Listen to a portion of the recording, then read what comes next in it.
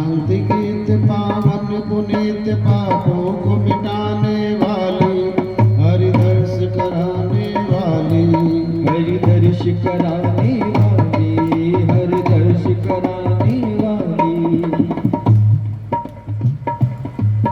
ये शांति गीत पावन पुनीत पापों को मिटाने वाली, हरि दर्श कराने वाली। यह सुख करनी यह दुख हरनी श्री मधुसूदन की आरती। पापियों को पाप से है तारती, श्री भागवत भगवान की है आरती। पापियों को पाप से है तारती, पापियों को पाप से है तारती।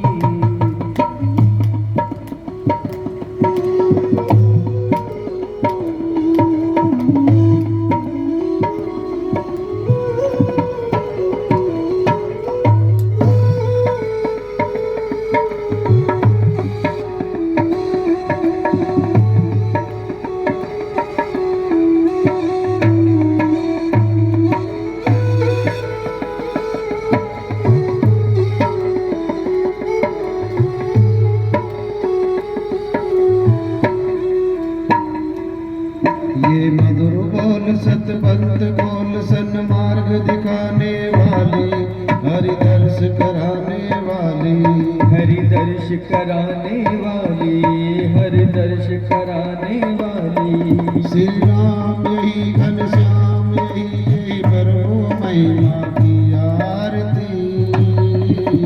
पापियों को पाप से है तारती, श्री भागवत भगवान की है आरती। पापियों को पाप से है तारती, पापियों को पाप से है तारती, पापियों को पाप से है तारती, पापियों को पाप से है तारती। बोलो वृंदावन बिहारी लाल की जय। आओ सभी मिलकर विश्व शांति की प्रार्थना करते हैं। ओम सर्वे भवन्तु सुखिनः, सर्वे सन्तु निरामयाः, सर्वे भद्राणि पश्यन्तु, मा कश्चित् दुःखभाग् भवेत्। ॐ शान्ति शान्ति शान्ति।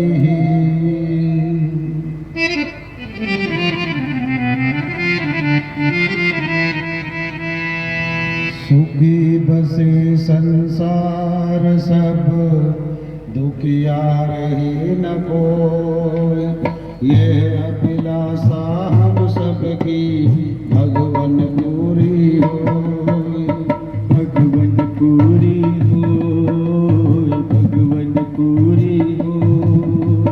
विद्या बुद्धि तेज बल सबके भीतर होय, दूध पूत धन दान से वंचित रहे न कोई प्यारे, वंचित रहे न कोई प्यारे, वंचित रहे न कोई। मिले भरोसा आपका हमें सदा जगदी, आशा तेरे नाम की बनी रहे ममीस प्यारे, बनी रहे ममई प्यारे, बनी रहे ममई। आपकी भक्ति प्रेम से मन होवे भरपूर, रोग दोष और द्वेष से चित भागे मेरा को सो दूर, चित भागे मेरा को सो दूर, चित भागे मेरा को सो दूर। पाप से हमको बचाओ करके दया दयाल, अपना भक्त बनाए कर हमको करो निहाल प्यारे, हमको करो निहाल प्यारे, हमको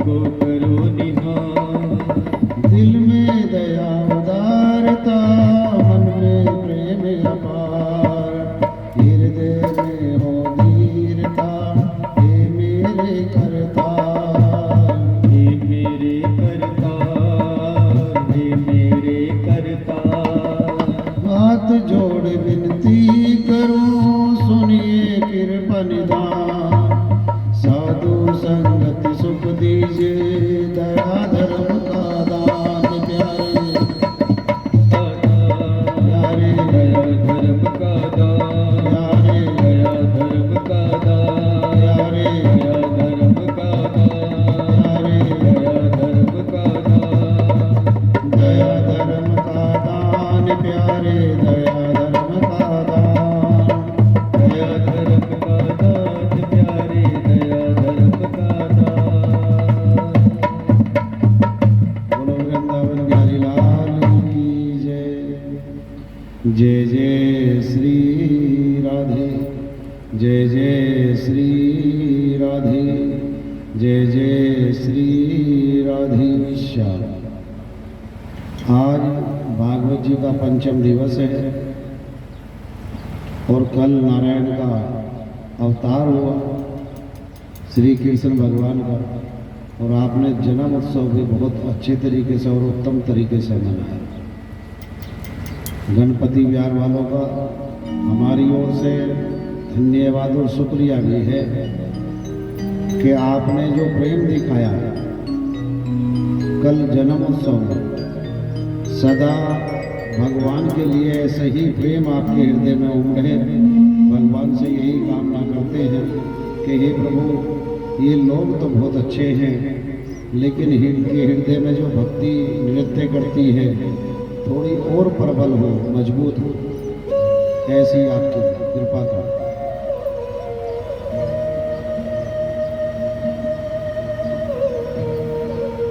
श्रीमन्नारायण नारायण हरि हरि। आओ एक भजन के माध्यम से भागवत जी में प्रवेश करेंगे। मुझे अपना जीवन बनाना नाया, मुझे अपना जीवन बनाना नाया, रोटे हरि को मनाना नाया, मनाना नाया, मुझे अपना जीवन बनाना नाया, रोटे हरि को मनाना नाया।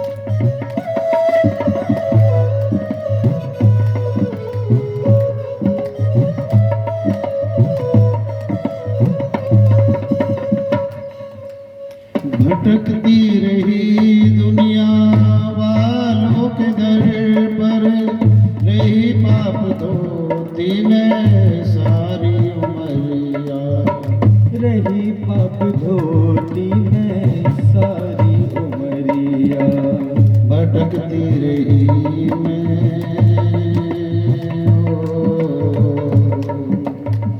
भटकती रही दुनिया वालों के दर पर, रही पाप धोती में सारी उमरिया, रही पाप धोती में सारी उमरिया, जगत के प्रभु को,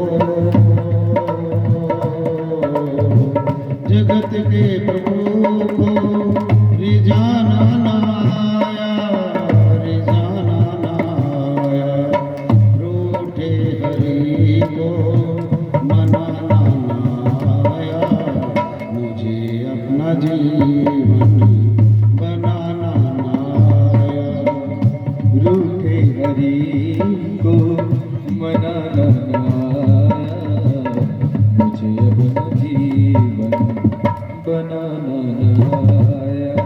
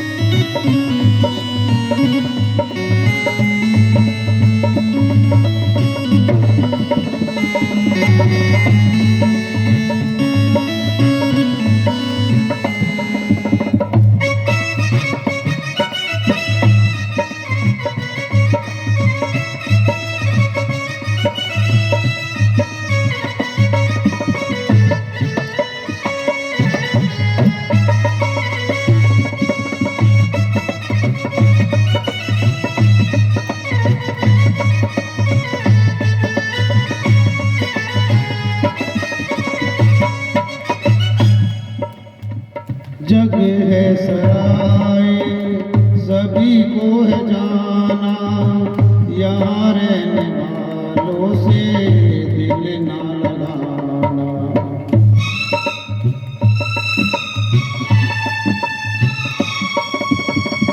जग है सराय सभी को है जाना, यहाँ रहने वालों से दिल ना लगाना।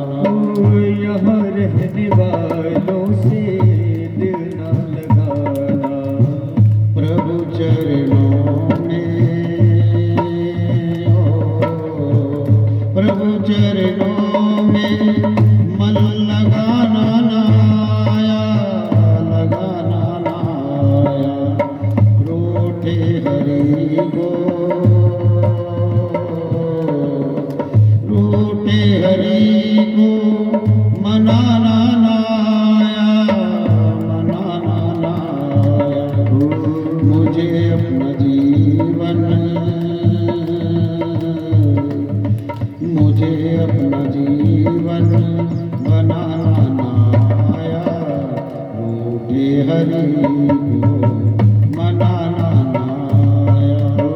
मुझे अपना जीवन बनाना ना आया, रूठे हरि को मनाना ना आया, रूठे हरि को मनाना ना आया।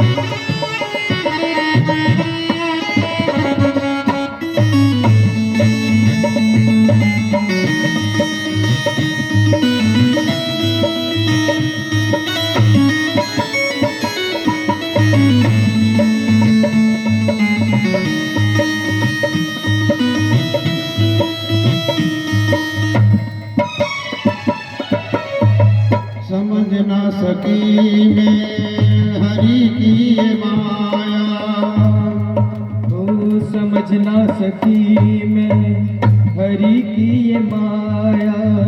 समझ ना सकी मैं हरि की ये माया। यही अपने दिल को हरिक में फसाया, यही अपने दिल को हरिक में बसाया। फंसे दिल को जगत से फंसे दिल को जगत से छुड़ाना ना आया, छुड़ाना ना आया। रोटे हरि को मनाना ना आया, मुझे अपना जीवन बनाना ना आया। रूठे हरि को मनाना ना आया, ये अपना जीवन बनाना ना।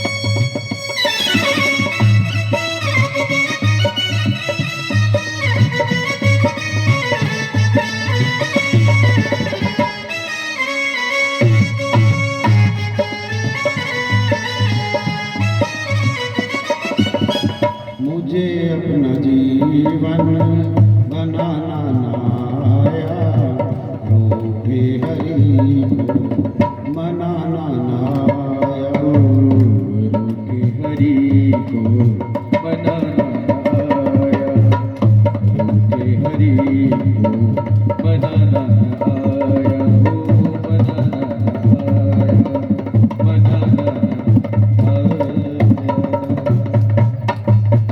बोलो वृंदावन बिहारी लाल की जय। आज तो ऐसा लग रहा है सभी ने शायद सलाह कर रखी है कि ये भी चलना है, उससे पहले भी।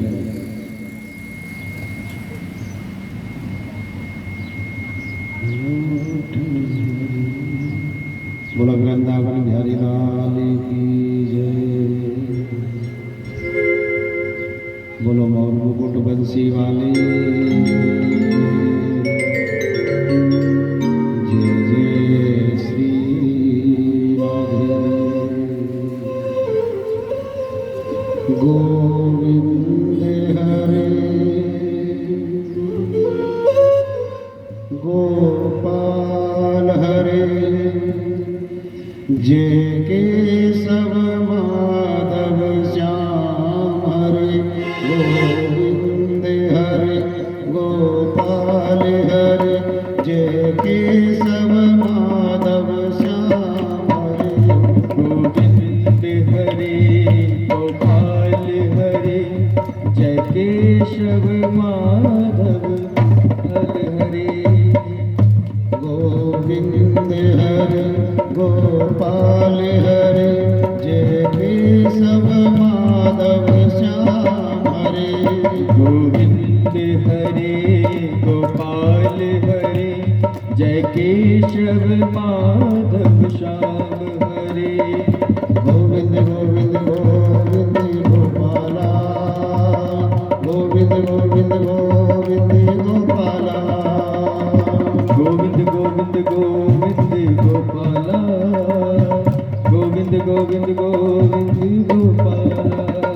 गोविंद हरे गोपाल हरे जय केशव माधव श्याम हरे। गोविंद हरे गोपाल हरे जय केशव माधव श्याम हरे। जय मुरली माधव श्याम हरे जय प्रभु दीन दयाल हरे।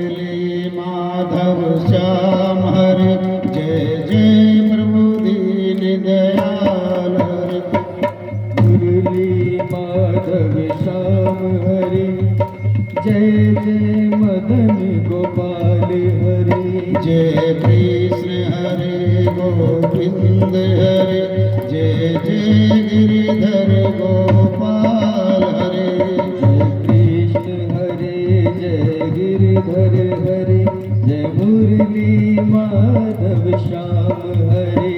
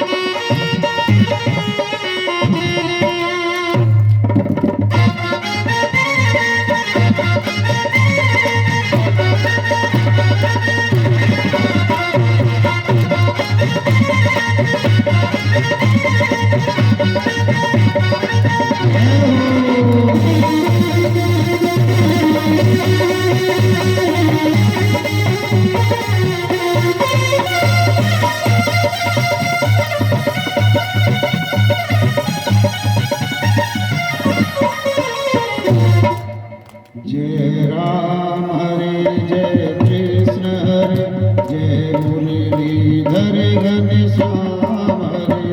जय राम हरे जय श्याम हरे जय मुरली धर गोपाल हरे। मनमोहन सुंदर श्याम हरे घनश्याम हरे राधे श्याम हरे। घनश्याम हरे राधे श्याम हरे। गोविंद हरे गोपाल हरे जय केशव माधव श्याम हरे। गोविंद हरे गोपाल हरे जय केशव माधव श्याम हरे। हरे गोपाल हरे जय केशव माधव श्याम हरे। गोविंद हरे गोपाल हरे जय केशव माधव श्याम हरे।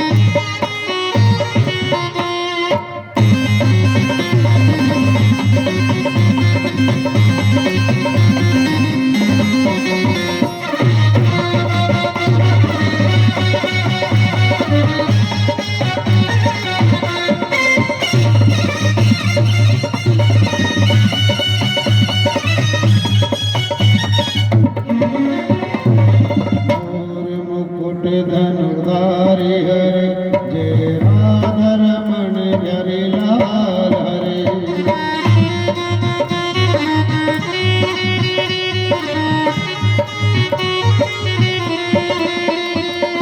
मुरलीधर गिरवर हरे जय जय दीन दयाल हरे।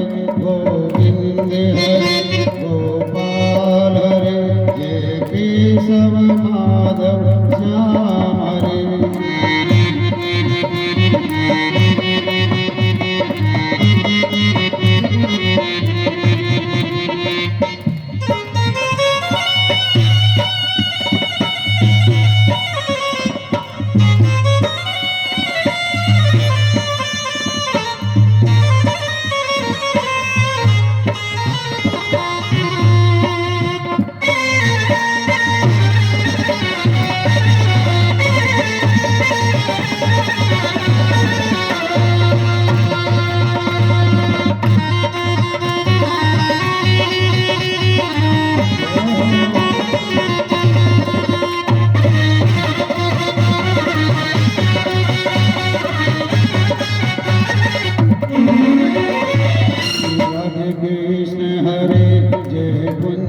बिहारी श्याम हरे। हे सर्वेश्वर हे परमेश्वर हे योगेश्वर श्री कृष्ण हरे।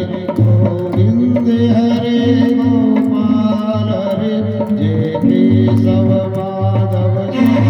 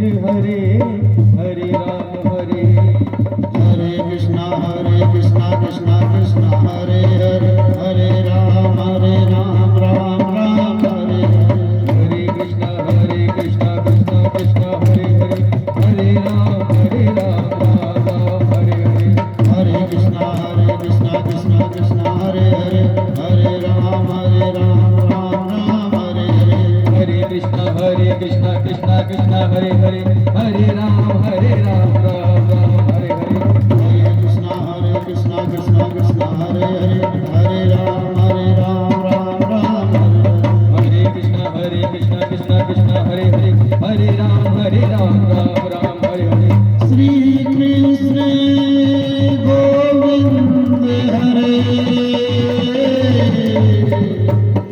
जय जय जय गोपाल हरे हे केशव माधव दीन दयाल हरे हे केशव माधव दीन दयाल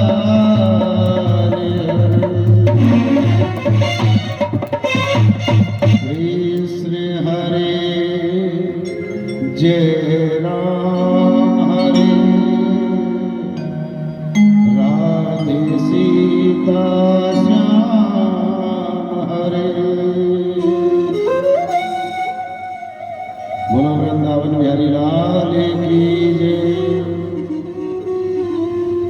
कल मोर मुकुट वाले का जन्म हुआ, प्रकट हुए। और एक बात है कि भगवान कभी किसी की कोख से जन्म नहीं लेते, वो गर्भ में नहीं आते, बस आभास कराते हैं, बाकी तो अवतरित होते हैं। वो ब्रह्म कई बार आपके कथा सुनते हो, लेकिन उसे सही तरीके से शायद समझ नहीं पाते, और हो सकता है समझा भी नहीं पाते। बोल दिया कि जन्म हुआ तो ऐसा लगता है कि शायद देवकी मैया के गर्भ में अवश्य आए हुए हैं, लेकिन वो गर्भ में नहीं आते, आभास करता है कि मैं आने वाला। जो चंद्रवंश है उसके लिए लिखा है कि चंद्रवंश की शुरुआत श्रीमन नारायण गोविंद मोर मुकुट बंसी वाले से शुरू हुई है। नारायण से ब्रह्मा जी, ब्रह्मा जी से अत्रि, और अत्रि जी से चंद्रमा, चंद्रमा जी से बुध, और बुध से पूर्वा, पूर्वा से नहुस, नहुस से केयाति, और केयाति से वासुदेव जी का जन्म हुआ था। ये चंद्रवंश है। राम जी सूर्यवंशी थे और श्री कृष्ण भगवान चंद्रवंशी, और वासुदेव जी के हुए मोर मुकुट बंसी वाले। बोलो मोर मुकुट बंसी वाले की जय। माइक बंद है क्या? बंद है फिर आवाज सारी देख लो एक बार, कभी बंद करो। ये स्विच से बंद नहीं होता। अच्छा, आवाज कहाँ सारी गिर गई, उसे कर लो नीचे करने से महाराज। बोलो मोर मुकुट बंसी वाले की जय। तो ये चंद्रवंश है, और राम जी सूर्यवंशी। दोनों ही नारायण के अवतार हुए, राम जी भी और श्री कृष्ण भगवान भी। ये कथा एक बात और सिद्ध करती है कि कई बार ऐसा लगता है मैं इस जन्म में पिता हूँ तो सदा पिता ही रहूँगा, लेकिन ये संभव नहीं है। जहाँ से शुरुआत हुई, ब्रह्मा जी जो उत्पत्ति हुई वो नारायण से हुई है, उन्हीं के नाभि कमल से हुई है। और आज वासुदेव जी के यहाँ नारायण ही आए हैं, अवतार धारण करके नारायण ही आए हैं। कथा ये भी सिद्ध करती है, जो आज पिता है कल वो पुत्र भी हो सकता है, जो आज बाबा है कल वो पोता भी बन सकता है। ये जीवन हमारा रिसाइकिल है, यहाँ से आना और जाना है। और जब आना जाना ये इतना पता चला है कि जीवन रिसाइकिल है, तो इस जीवन में ऐसे अच्छे कर्म करने चाहिए मनुष्य को। कभी किसी का दिल ना दुखे, अपने आप से कोशिश करनी चाहिए। झूठ, परिस्त्री गमन, दूसरे की निंदा, छल कपट दंभ, इन सब से दूर रहना चाहिए। और फिर क्या बोलना चाहिए? तुलसी भरोसे राम के, निर्भय हो के सोए, अनहोनी होनी नहीं, और होनी हो सो होए। जो व्यक्ति पापी, छल कपटी आदमी नहीं है, उसके साथ कभी अनहोनी घटना हो ही नहीं सकती। तो फिर डरना किससे? निर्भय होकर सो। जितना भी संसार में जो धोखा होता है या दुख कोई देता है, उसके कारण सबसे बड़े हम स्वयं होते हैं, कोई दूसरा नहीं। उसने धोखा कब दिया? और धोखा ऐसे नहीं मिलता, उसके लिए तो बहुत प्रयास करने पड़ते हैं। धोखा खाने के लिए ये समझ लेना कि जो तुम्हें धोखा दे रहा है उसका तुम्हें भला करना पड़ता है, और तभी धोखा मिलता है। उससे पहले थोड़ी ना कोई धोखा दे देगा। अगर भला नहीं करोगे तो क्या धोखा देगा? लेकिन उसके लिए भला करना पड़ता है, तब कहीं जाकर बदले में धोखा मिलता है। ऐसे ही नहीं मिलता। इस दुनिया में अगर व्यक्ति ये सोच ले कि मुझे नारायण की भक्ति करनी है और भगवान को प्राप्त करना है, तो कुछ भी असंभव नहीं है। कोशिश करने वाले की कभी हार होती ही नहीं। लेकिन हम तो कोशिश ही नहीं करते, हम तो कोशिश ही नहीं कर पाते। इधर उधर लगे रहना है और फिर सोचते हैं कि भगवान ने हमारे साथ बहुत बुरा किया, बहुत बुरा किया, बहुत बुरा किया। और भगवान को कोसना सबको है, लेकिन उनकी भक्ति, पूजा पाठ, उपासना नहीं कर पाता व्यक्ति। अगर सच्चे मन से भगवान का नाम ही भज ले। कलयुग केवल नाम आधारा, सुमर सुमर नर तेरे ही पारा। सिया राम जय जय राम, राम सिया राम जय जय राम। कलयुग केवल नाम आधारा, सुमर सुमर नर तेरे ही पारा। सिया राम जय जय राम, राम सिया राम जय जय राम। मंगल भवन मंगलहारी, दरहु दशरथ अजर बिहारी। सिया राम जय जय राम, राम सिया राम जय जय राम।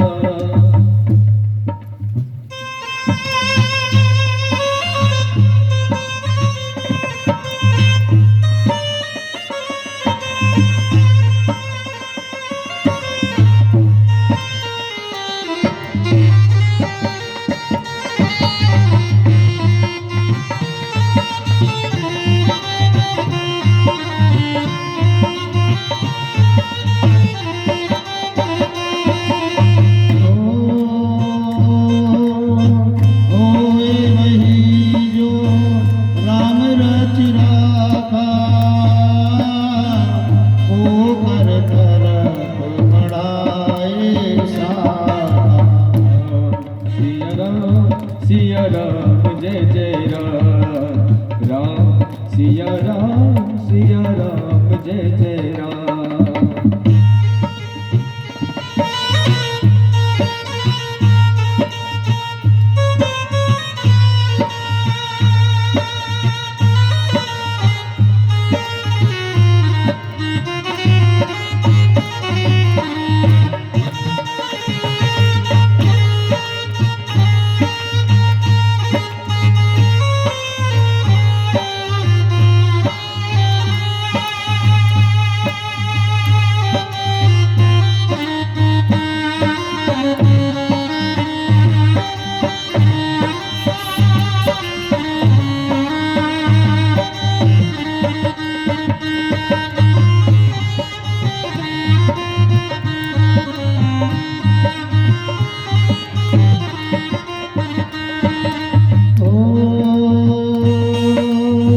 रघुकुल रीति सदा चली आई, प्राण गयो पर वचन न लाई। राम सिया राम जय जय राम। राम सिया राम जय जय राम।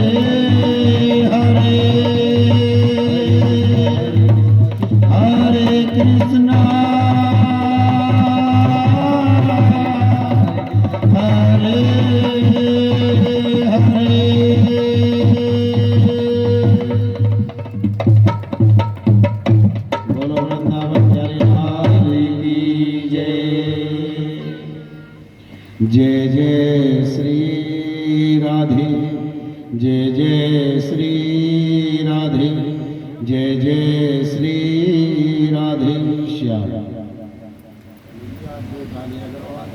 दर्द रहना शुरू हो जाएगा।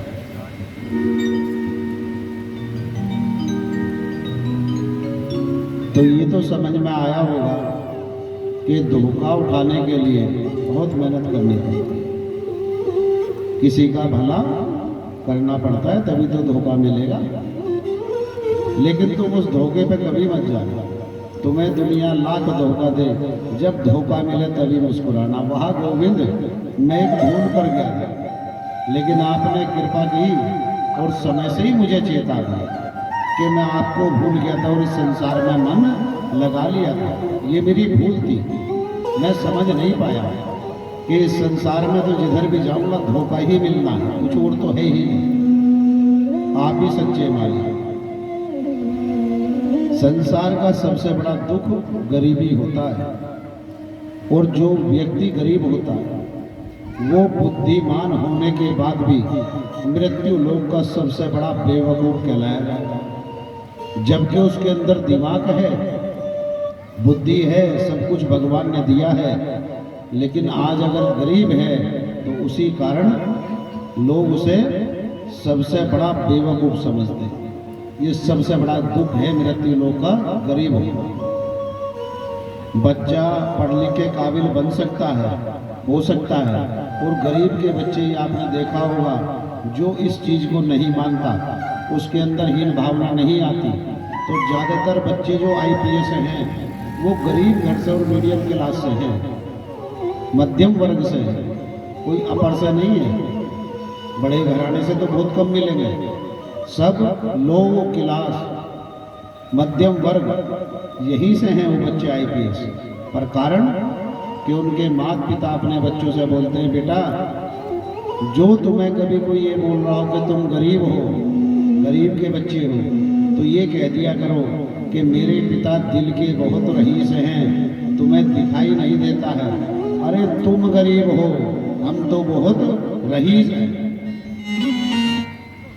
जो भगवान की कथा सुनते हैं, भगवान के नाम संकीर्तन में जाते हैं, भगवान के नाम से दान करते हैं, वो कभी गरीब हो ही नहीं सकता। और जो भगवान के दर तक भी नहीं जाते, अरे चाहे तुम्हारे पास लाख माया सही, पर तुम्हारे से बड़ा दरिद्र और गरीब दुनिया में हो ही नहीं सकता, हो ही नहीं सकता। पैसे से कभी कोई बड़ा या छोटा नहीं होता। जब तक आप अपने अंदर हीन भावना पैदा नहीं करोगे तो समाज का डट के मुकाबला कर सकते हो। और जिस दिन तुम्हारे मन में ये मान लिया कि मैं यहाँ दीनहीन हूँ और गरीब हूँ, तो आप कुछ भी नहीं कर पाओगे। कभी मन में विचार मत लाया करो कि मेरे पास पैसे नहीं है तो मैं गरीब हूँ, मैं मूर्ख और अज्ञानी हूँ। ऐसा नहीं है। उस ज्ञान का आप पे प्रचार करना नहीं आया, ज्ञान दिखाना नहीं आया, आपको मौका नहीं मिला, अवसर नहीं मिला। लेकिन ऐसा नहीं है अगर आपको अवसर नहीं मिला तो आपके बच्चे को नहीं मिलेगा। आने वाले समय में अवसर अवश्य मिलेगा, उसके लिए सदैव तैयार भी रहना चाहिए। एक बार की बात है, एक व्यक्ति का विवाह हुआ। वो थोड़ी पहलवानी किया करते थे, और पहलवान साहब को अपने शरीर बहुत देखना होता है। ऐसे कभी ऐसे करेगा, कभी ये कर, कभी वो कर देखता रहता है, क्योंकि पहलवान। शादी के बाद कुछ समय बीता तो वो अपने खेत में गया, और जाने के बाद जब मेड़ पे खड़ा हुआ तो एक पेड़ था वहाँ छोटा। उसने पेड़ की टहनी ऐसे तोड़ना चाही, लेकिन वो टहनी को तोड़ नहीं पाया। तो उसे लगा कि जब मेरी विवाह नहीं हुआ था तो मैं ऐसे पेड़ की टहनी पकड़ता था और एक झटका हमारा टहनी तोड़ दी। लेकिन आज मेरी ताकत कहाँ चली गई? आज तो मेरे अंदर बल नहीं है, मैंने इसे खूब झटके मार लिए, लेकिन मेरे टहनी को तोड़ नहीं पाया। अंदर ही अंदर क्रोध और अपने शरीर को देखता हुआ गांव की ओर बढ़ा, घर की ओर पहुंचा। घर तो थोड़ा वो क्रोधित था। पत्नी ने कहा, पानी ला के दे दूं? कहा, पानी वानी तू किसी भी चीज के हाथ मत लगाना, पानी की बात तो अलग है। हाँ, क्यों? कि तेरे कारण ये सब कुछ हुआ है। कि मेरा क्या कारण है? कहा कि तुम्हारा ही कारण है। कि क्या है? अरे आज मेरे अंदर ताकत नहीं रही। पत्नी ने कहा, क्यों? इसमें मेरा कारण क्या है कि भाई तुम्हारे अंदर ताकत नहीं रही? और कैसे नहीं रही? कि मैं आज मेड़ पे गया था, खेत पे गया था, और जाने के बाद वहाँ मैंने एक पेड़ खड़ा था, उसके एक टहने को तोड़ना चाहा तो मैं तोड़ नहीं पाया। लेकिन जब तक मेरा विवाह नहीं हुआ था मैंने ऐसे बहुत टहने तोड़े, जिधर से पकड़ता उधर से तोड़ देता था, लेकिन आप नहीं तोड़ पाया। तो मैंने जैसे ही गांव समाज में बात की तो कुछ लोगों ने बताया कि तुम्हारा विवाह हुआ है, विवाह के बाद आदमी की शारीरिक ताकत खत्म हो जाती है, इसलिए आप टहना नहीं तोड़ पाए। पत्नी ने थोड़ी देर अफसोस किया, हाथ रख के बैठ गई। कहा, अरे वाह मूर्खो, तुम्हारी भी संख्या बहुत अधिक है। कहा, एक बात बताओ कि हाँ, अरे तुम इन बच्चों को ले जाओ और ले जाके वहाँ टहने को तोड़ना, 1 सेकंड में तोड़ देंगे, उससे बड़ा भी टहना तोड़ दोगे। क्या बच्चे हैं कि 4, कि चारों को लेके जाओ, कि मैं बच्चों को लेके क्यों जाऊं, मेरी ताकत कहाँ चली गई। कहा, एक बात बताओ, ये बच्चे किसके हैं? कि मेरे। तो तुम पहले सिंगल थे, 1 थे, आज तुम 5 बने हो, 5 बने हो। ये बच्चे जब तुम्हारे हैं तो तुम्हारी ताकत कहाँ चली गई? तुम्हारी ताकत इन्हीं के अंदर तो है। इन्हें लेके जाओ और जाकर जो पेड़ का वो टहना पकड़ना, उस टहने को छोड़ 2 टहने और पकड़ना, उसे भी तोड़ दो। किसान ने ऐसे ही कहा, पहलवान अपने बच्चों को लेके गया और उसने जैसे ही टहने को नीचे लटकाया, बच्चों के हाथ में आया तो 4 बच्चों के छोड़ दो, 2 बच्चों ने पकड़ा, झटका मारा और टहना, ये लो पापा। हम जीवन भर अफसोस करते हैं, सोचते नहीं है। वो स्त्री अगर सही मार्ग ना बताती उस पहलवान को, तो वो पहलवान अपने जीवन से उसी दिन हार गया, क्योंकि उसे मार्ग नहीं मिलता। लेकिन उनकी जो पत्नी थी वो बड़ी समझदार थी। उन्होंने अपनी समझदारी का परिचय देते हुए तब ये कथा कही और बताया कि तुम्हारी ताकत तो ये बच्चे हैं। उसी पहलवान ने हाथ भी नहीं लगाया और टहना टूट के जमीन पे जा गया। तुम्हारे पास सब कुछ है, तुम्हारे इर्द गिर्द जो तुम्हारा वातावरण माहौल है, वहाँ सब ही चीज़ है, लेकिन तुम उन्हें सोच और समझ नहीं पा रहे हो, सही तरीके से उठा नहीं पा रहे हो। बस फर्क इतना है, आज का जो दौर है वो इस तरह का है कि कलिकाल का प्रभाव है। वैसे तो कलिकाल कोई भी नहीं होता। देखो, सतयुग, द्वापर, त्रेता और कलियुग, ये सतयुग के अंदर भी थे और द्वापर के अंदर भी 4 भाई थे, त्रेता के अंदर भी 4 भाई थे, और आज कलियुग में भी 4 ही भाई हैं। ये हम कुछ अगर पाप बन गया है किसी भी कारणों से, या अपनी गलतियों को छुपाना हो, तो यही बोलते हैं कलियुग का प्रभाव है भैया, इस वजह से ये सब हो गया। अरे कलिकाल तो बहुत अच्छा है। जिस कलियुग ने ये बोल दिया कि सतयुग में भगवान की प्राप्ति के लिए सैकड़ों वर्ष तपस्या करनी पड़ती थी, और जब तक के बाद तब भी नारायण जल्दी से प्राप्त नहीं होते। लेकिन अब क्या बोल दिया कि कलियुग केवल नाम धारा, और सुमर सुमर नर उतरे ही पारा। कि इतना आसान, इतना सरल कर दिया है। 100 साल आपको तपस्या की आवश्यकता नहीं है। भगवान का नाम संकीर्तन, नाम सुमरण, उसी से आप भवसागर से पार निकल रहे हैं। लेकिन आज आपको इतनी फुर्सती नहीं है कि 2 घड़ी बैठ के सुबह शाम अपने घर में भगवान का नाम संकीर्तन कर लें, या राधे श्याम जप लें, सीताराम जप लें। किसी को टाइम नहीं है, तो वहाँ कलियुग है। अब यह कलियुग की गलती तो नहीं है। कलियुग ने तो आपको सतयुग से भी अच्छा वो दे दिया वरदान। जब भक्ति मैया ने पूछा था कि नारद जी एक बात बताओ, ये परीक्षित जी ने कलियुग को आसरा क्यों दिया, क्या कारण था? तो नारद जी ने बताया कि परीक्षित जी ने बताया है ये चीज नारद जी से कि जब कलियुग आया तो दीनहीन के भांति था, और मेरे सामने हाथ जोड़ के बैठ गया, चरणों में गिड़गिड़ाने लगा। जबकि अगर चाहते परीक्षित जी तो कलियुग को नष्ट कर सकते थे, क्योंकि वो धर्मराज के पोते हैं। और सर्वप्रथम कलियुग परीक्षित जी को ही मिला था। जब मृत्यु लोक में आया, धरती मैया की आंखों से आंसू बह रहे थे, बड़ी दुखी थी। जो धर्म बैल है उसके 3 पैर थे, तोड़ दिए थे, वो एक ही पैर पर खड़ा था। आज धर्म बैल कौन है? जो पुरुष है वो धर्म बैल है, आज एक ही पैर पर खड़ा है। अरे बेटा उसका नहीं, बेटी उसकी नहीं, पत्नी उसकी नहीं, माँ उसकी नहीं, बहन उसकी, कोई कुछ नहीं है उसका। कमाए जा रहा है और सबको दिए जा रहा है। जिसको दे रहा है उसका तो भला है और जिसको नहीं दे पा रहा उसका दुश्मन है।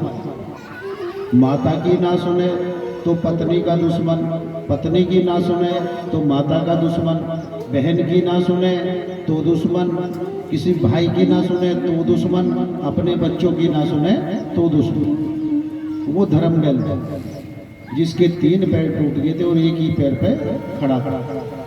धरती मैया गाय का रूप धारण करके आई और उदन करना शुरू कर दिया।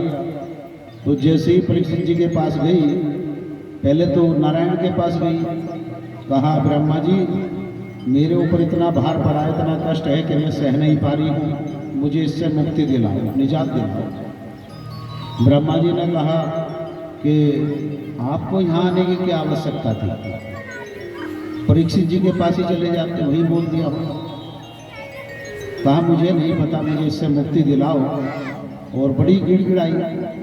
फिर स्वयं नारायण ने जब जब होए धर्म की हानि, बड़े उद्यमी और अभिमानी। सिया राम जय जय राम, राम सिया राम जय जय राम। बोलो वृंदावन बिहारी लाल की जय। तो भगवान को आना ही पड़ता है। जब जब धरती पर पाप बढ़ा है तभी नारायण ने अवतार धारण किया, तभी आया और पाप से मुक्ति दिलाई, निजात दिलाई। परीक्षित जी ने कहा कि जब मेरे सन्मुख दीनहीन बन के बैठ गया कलियुग, तो मुझे लगा कि कली काल को नष्ट कर देना चाहिए। जैसे ही मैंने अपना बाण निकाला तभी कलियुग ने हाथ जोड़ के खड़ा हो गया। कहा राजन मेरी एक बात सुन लो बस, कि हाँ कि मैं कुछ देना चाहता हूँ, कि बताओ क्या देना चाहते हो। कि मेरे युग में अगर कोई भगवान का नाम संकीर्तन करेगा या अपने मुख से भगवान को भजेगा तो मैं उसका ही कल्याण करूँगा और भव से पार उतार दूंगा और नारायण को मिलने में समय नहीं लगेगा। परीक्षित जी को बहुत अच्छी बात लगी। परीक्षित जी ने कहा कि कलियुग अब चाहे तुम्हारे में जितने भी अवगुण हो कोई दिक्कत नहीं, आप रह सकते हैं। पर कलियुग महाराज ने कहा कि मुझे आप स्थान बता दें जहां आप बोलेंगे मैं वहीं रह लूँगा। कहा ठीक है। सबसे पहले तो धूर्त व्यक्ति जो धूर्तता है आपका वास वहाँ होगा। दूसरा वास जो मदिरा पान है उसके अंदर आप वास कर सकते हो। कलियुग को सारे ऐसे ऐसे स्थान दे दिए। देने के बाद कलियुग को लगा के कोई ऊंचा स्थान तो अभी दिया ही नहीं नारायण। परीक्षित जी आपने मुझे कि परीक्षित जी कोई एक अच्छा स्थान और दे दो। कहा बताओ कि जो आपको अच्छा लगा। कि अच्छा स्थान क्या दूं? कि मुझे सोने में वास और दे दो। जो सोना है सोने के अंदर वास और करा दो। परीक्षित जी को लगा रहे सोना कोई इतनी बड़ी चीज नहीं है और गरीब व्यक्ति तो सोना पहनता ही नहीं, तो उसको कहाँ कलियुग लगेगा, कोई दोस्त तो है नहीं। और इतने सारे ने हमने जो भी स्थान दिए हैं सब दूषित है, तो एक अच्छा स्थान भी ने दे ही देते। जैसे ही परीक्षित जी ने कहा कि ठीक है आप सोने में वास कर सकते हो, लेकिन परीक्षित जी ये भूल गए कि जो मुकुट है वो भी सोने का। कलियुग महाराज तुरंत मुकुट में जा बैठे और परीक्षित जी की बुद्धि का विनाश ही कर दिया। तभी कलियुग जो परीक्षित जी समीक ऋषि के आश्रम में गए, कहीं से शिकार खेल के आ रहे थे। आते हुए प्यास लगी तो जो समीक ऋषि का आश्रम पड़ता था उसमें गए। समीक ऋषि जी अपनी तपस्या में लीन थे। लीन होने के कारण वो किसी को देख नहीं रहे थे, आंख बंद थी और भगवान का भजन ही कर रहे थे। परीक्षित जी ने जाकर कहा कि मुझे थोड़ा जल चाहिए, प्यास लगी है। समीक ऋषि की आंख नहीं खुली। 2-4 बार बोलने के बाद थोड़ा क्रोध आया और क्रोध आने के बाद देखा कि यहाँ कुछ और तो है नहीं, एक मृतक सांप पड़ा था। वो बाण पे उठाया और जाके समीक ऋषि के गले में डाल दिया। जैसे ही गले में बाँस डाल को सांप डाला मृतक, तो श्रृंगी ऋषि जी को पता चला कि मेरे पिता के गले में किसी ने मृतक सांप डाल दिया है। थोड़ा क्रोध आया जब श्रृंग ऋषि जी की आयु 12 वर्ष की थी, लगा के कौन ऐसा उद्यमी पापी है कि जिसने मेरे पिता के गले में सर्प डाल दिया। पता किया, जो बच्चे साथ में खेल रहे थे उन बच्चों ने बताया कि एक राजा परीक्षित है, वो परीक्षित जी आए थे, उन्होंने तुम्हारे पिता के गले में मृतक सांप डाल दिया। समीक ऋषि को गले में सांप था, श्रृंग ऋषि को थोड़ा क्रोध आया और क्रोधवश उन्होंने 7 दिन में तक्ष नाग तुम्हें डसेगा ऐसा कह के श्राप दे दिया परीक्षित जी को। जैसे ही समीक ऋषि की आंख खुली और पता चला कि इसने श्राप दे दिया, बड़ा दुख हुआ कि राजन बहुत अच्छे थे, आपको श्राप नहीं देना चाहिए। राजन ऐसे नहीं है। तो कलयुग ने स्वयं परीक्षित जी को तांडव करा दिया। हमारी और आपकी तो बातें क्या है।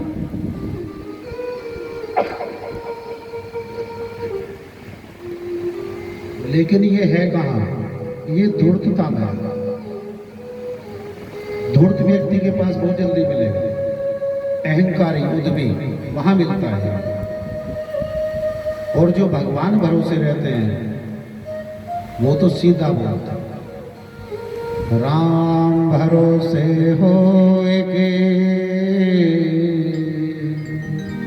निर्भय हो के सोई, अनहोनी होनी नहीं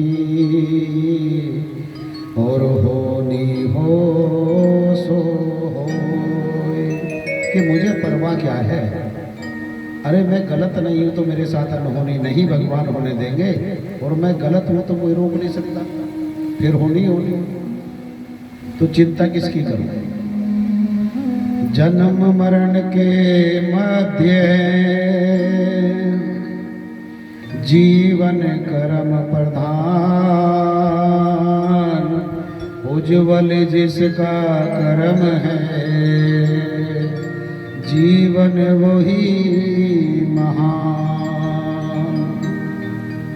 जिसके अच्छे कर्म है उसका तो जीवन ही महान है, और जिसके दुर्गंध भरे कर्म है वहाँ तो कुछ और नहीं है। जीवन मरण के मध्य में जीवन कर्म प्रधान। अगर तुम्हारे कर्म अच्छे हैं तो जीवन लंबा होगा, आयु अच्छी होगी, शरीर से स्वस्थ रहोगे, और कर्म अच्छे नहीं है तो जाने में समय नहीं लगेगा। कभी कुछ भी कहा नहीं जा सकता। इसलिए बार बार भागवताचार्य जो भी है अपने मुख से सदैव यही प्रयास करते हैं कि इस संसार का कल्याण हो, लोग भाग अपने कर्मों को सुधार लें, अपने कर्मों को सुधार लें। कई बार कलयुग कलयुग कलयुग कुछ नहीं है बेटा। सतयुग जब आया तो कलयुग ने बताया कि सतयुग में राजा हरिश्चंद्र के साथ क्या हुआ था, जानते हो आप? अपने पुत्र के लिए पुत्र की मृत्यु के बाद गंगा घाट पर खड़े होकर लकड़ी बेच रहा था। अपने पुत्र को अजल मजल करने के लिए भी लकड़ी उसकी मैया को खरीदनी पड़ी थी।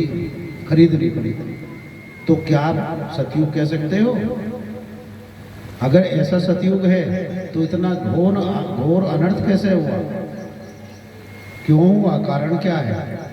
आज तो कोई ऐसा नहीं कर रहा ना, तो वो अच्छा था ये अच्छा है। लेकिन हमें बीता हुआ समय को ढूंढने की आदत है। जो बीत गया है कल उसी में जाके हमें ढूंढना है सब कुछ। अरे वहां मत ढूंढो, वर्तमान में रहना सीख लो, वर्तमान में जियो। अगर आप भागवत पंडाल के अंदर हैं तो भगवान के बन के रहो, बाहर निकलोगे जिस काम के लिए गए हो उस काम के बन के रहो, जिसके सन्मुख हो उसके बन के रहो, तो आप अपना कल्याण अवश्य करोगे और भविष्य की चिंता मत करो। द्वापर में क्या हुआ? श्री कृष्ण भगवान के अपनी माता के पास रह पाए?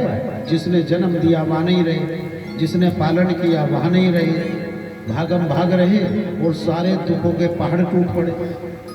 श्री राम जी 14 वर्ष वनवास में रहे तो त्रेता में क्या था बताओ?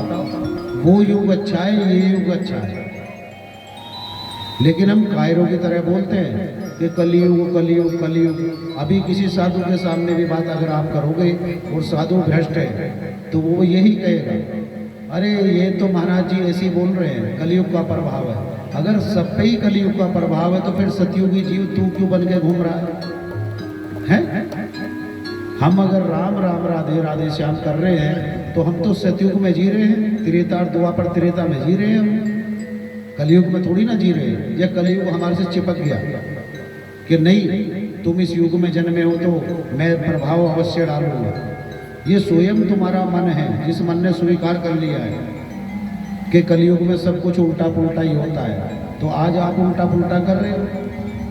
थोड़ा उसमें ध्यान दिया करो बेटा अपने ध्यान। बाकी सतयुग द्वापर त्रेता सब अच्छे युग है और सभी में अच्छे लोग भी थे और बुरे भी थे। अगर ऐसा था तो फिर द्वापर में राक्षस क्यों थे? क्या तब राक्षस नहीं थे? सतयुग में राक्षस नहीं थे? त्रेता में राक्षस नहीं थे? और आज राक्षस नहीं है क्या? आज भी है। जो राक्षस है उन्होंने कलयुग का सहारा ले रखा है, और जो तब भी सतयुगी जीव थे आज भी सतयुगी जीव है, वो भगवान का भजन करते हैं। श्रीमन नारायण नारायण हरि हरि, श्रीमन नारायण नारायण हरि हरि, हरि ओम हरि ओम, हरि ओम नमो नारायण, हरि ओम नमो नारायण, हरि ओम नमो नारायण, हरि ओम नमो नारायण। श्री कृष्ण गोविंद हरे मुरारी, हे नाथ नारायण वासुदेवा, श्री कृष्ण गोविंद हरे मुरारी, हे नाथ नारायण वासुदेवा, हे नाथ नारायण वासुदेवा, हे नाथ नारायण वासुदेवा। हे नाथ नारायण वासुदेवा, हे नाथ नारायण वासुदेवा। वृंदावन हरिलाल की जय।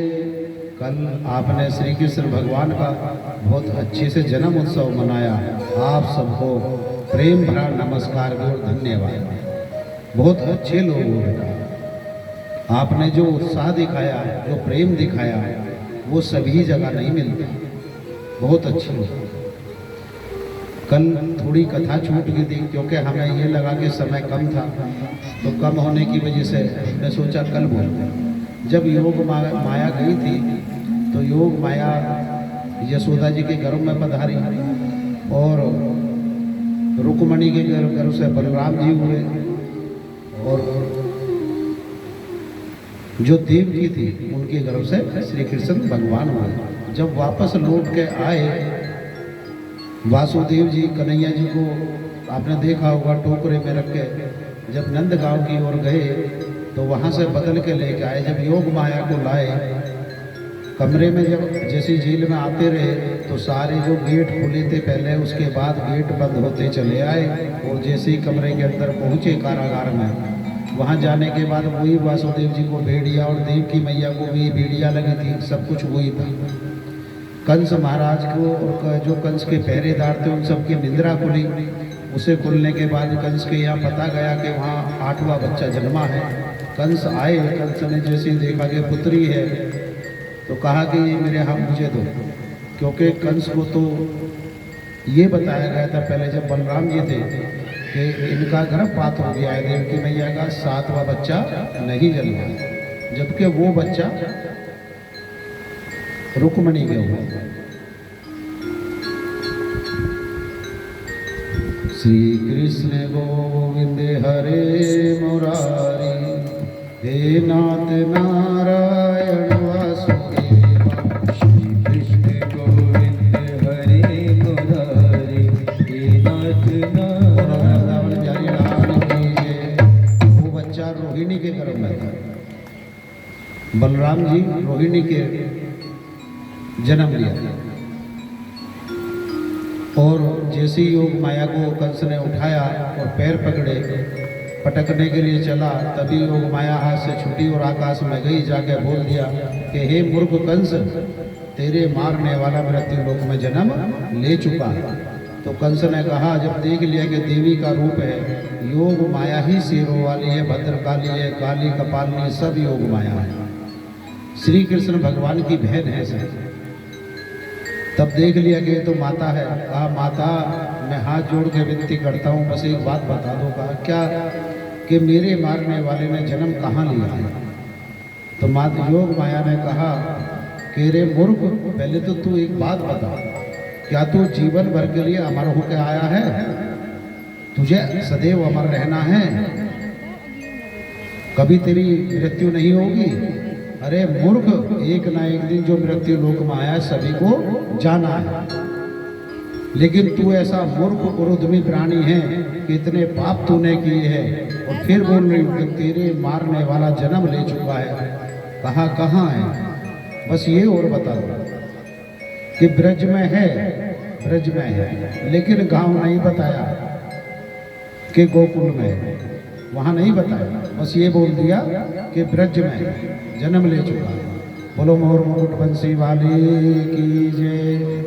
अब यहाँ पूतना आई और पूतना आने के बाद जो यशोदा मैया है उनके घर पे आके जो गेट बजाया, कहा अरे यशोदा जरा गेट खोल, गेट खोल।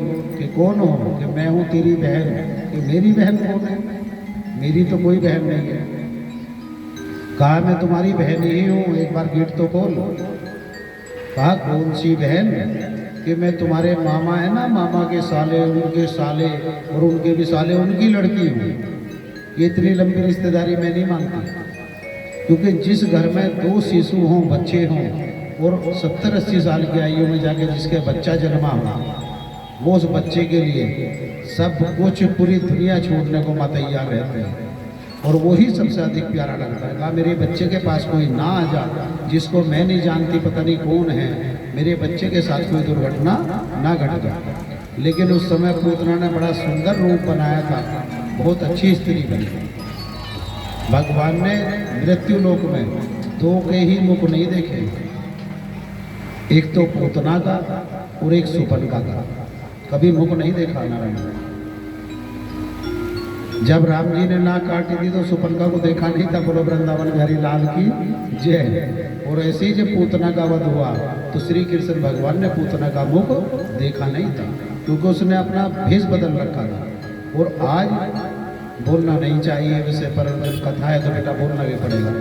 आज तो आप देखते होंगे कि हर पग पे अपना चेहरा बदलते हैं लोग, हर पग पर।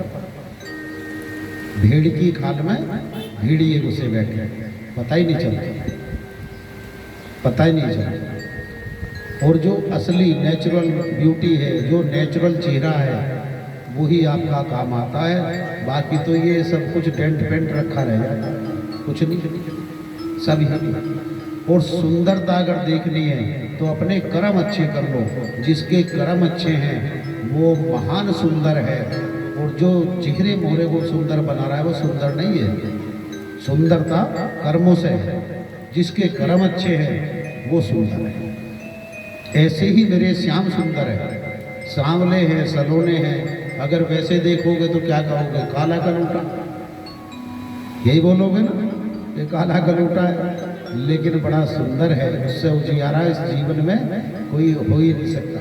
स्वयं नारायण है ब्रह्म, तो उनसे अधिक तो नहीं हो सकता। पूतना ने कहा गेट तो खोल, कि मैं नहीं खोल लेंगे। वहाँ उत्साह चल रहा था, काफ़ी महिलाएं भी थी और भी उनकी सखियाँ भी थी। यशोदा मैया भी कहा यशोदा जब ये बार बार बोल रही है तुम्हारी बहन हो, तुम्हारी बहन हो, एक बात खोल के पूछ ले। तो जैसे ही द्वार खोला तो पूतना बड़ी सुंदर स्त्री बनी खड़ी है। कहा बहन राधे राधे। कहा राधे राधे तो ठीक है, लेकिन मैं तो तुम्हें नहीं जानता। कहा मैं तुम्हारी बहन हूँ, एक बात तो बता, ना तो तू मेरे माँ की जाई, ना गोद खिलाई, फिर मेरी बहन कहाँ से आई? कौन है तो सही से क्यों नहीं बताता? कि नहीं नहीं मैं तुम्हारी बहन है। कि कैसी बहन है? ना तो मेरी माँ से जाई और ना कभी गोद खिलाई, फिर मेरी बहन तू कहाँ से आई? क्यों दुखी कर रही है? सीधी सीधी बता। कहा मैं वो जो तुम्हारे मामा है ना, कि हाँ है मामा मेरे, उनके साले हैं? कि हाँ हैं उनके साले भी। उनके भी साले हैं ना? कि हाँ उनके भी साले हैं। वो जो उनके साले हैं मैं उसी की लड़की हूँ। कहा एक बात बता, तू इतनी दूर की रिश्तेदारी ढूंढ के ला रही है, मैंने तुझे कभी ना तो किसी फंक्शन में देखा, हमारी रिश्तेदारियों में विवाह शादी सब कुछ हो, ना किसी विवाह में देखा है, ना जन्मदिन में देखा है, ना कोई उत्साह में देखा है। फिर मैं कैसे मान लूँ कि तू मेरी बहन है कि नहीं मैं तुम्हारी बहन हूँ? अरे जबरदस्ती की बहन है। तो जो सखिया थी उन्होंने कह दिया कि जब इतना परिचय दे रही है और पूरा एड्रेस बता दिया है तो देख लो। कहा नहीं, मैं ऐसे अंदर नहीं आने दूंगा। फिर कहा अच्छा। यशोदा मैया ने कहा तू एक बात बता, चल मैं तुझे अपनी बहन मान लूंगी। जिस दिन मेरा विवाह हुआ तुम कहाँ थी? सभी तो रिश्तेदार आए, तू तो नहीं आई। कहा नहीं नहीं नहीं, वो ऐसा ना, जिस दिन तुम्हारा विवाह था तो मेरा मंडा था, मैं इसलिए नहीं आ पाई। अरे अच्छा, तो हो सकता है भाई ना आई। और सखियों ने कहा अरे ज़्यादा क्यों परेशान कर रही है यशोदा, तुम्हारी बहन है, बता रही रिश्ते में तो होगी, चलो बुला लो। यशोदा मैया ने एक बात कही कि देख सुन, ये सब बोल रहे हैं तो मैं तुम्हें बुला रही हूँ, पर एक शर्त है मेरी। हाँ क्या? कि 2 पालने देख रही हूँ, हाँ इसमें मेरे लल्ला हैं, मेरे लल्लाओं को आप हाथ नहीं लगाओगे। आप आओ, मैं आपका स्वागत करती हूँ, जलपान सब कुछ कराऊंगी, लेकिन मेरे बच्चों के पास आप नहीं जाओगे। हाँ ठीक है। अच्छा एक बात बता, अगर ये रोने लगे तो? कि कोई बात नहीं, रोने देना, मैं अपने आप आके संभाल लूँगी, पर तुम नहीं छेड़ोगे। और अगर ज़्यादा रोए तो? यशोदा मैया को लगा कि ये मानेगी नहीं। जो सखिया थी सखियों ने कह दिया अगर ज़्यादा रोई तो कोई बात नहीं, उठा लेना, तुम भी थोड़ी देर खिला के दे देना, अरे चुप कर देना। यशोदा मैया ने मना कर दिया कि नहीं, पालने के पास नहीं जाऊंगा। बहन मान लिया इनके कहने से, बात अलग है, लेकिन अपने बच्चे के पास मैं जाने नहीं दूंगी। अगर मेरी सगी बहन भी होती तो भी मैं जाने नहीं देती। कहा ठीक है। अब पूतना कुछ समय के लिए वहाँ बैठ गई। यशोदा मैया अंदर जलपान लेने गई तो पूतना को देखते कन्हैया जी मुस्कुराए और कहा बलराम भैया से इशारों में कि बलदाओ भैया अब अपने नेत्र बंद कर लो, क्योंकि मेरी मासी आ गई है और इन्हें भी पहुंचाना है। बलदाओ भैया ने आंख बंद कर ली, अपने नेत्र बंद कर लिए, क्योंकि बलदाओ मस्त थे, बल में अधिक थे, और बलशाली व्यक्ति को निद्रा ज्यादा आती है ना। हाँ ठीक है। बलराम जी को तो अवसर चाहिए। कन्हैया जी ने जैसे ही बोला आंख बंद कर ली, पूतना आई, पूतना ने कन्हैया जी के एक चीटवा भर दिया। जैसे ही चीटवा भरा कन्हैया जी चिल्लाए, और चिल्लाते पूतना ने गोद में उठाए और उठा के अपना स्तन मुख के लगा दिया। जैसे ही लगाया कन्हैया जी ने एक बार होठ से दबाया, और दबाने के बाद पूतना के प्राण खींचने शुरू कर दिए। जैसे ही प्राण खींचने शुरू करे, पूतना ने अपना आकार बढ़ाना शुरू कर दिया, और पूतना के जो आकार था वो 6 कोस का था।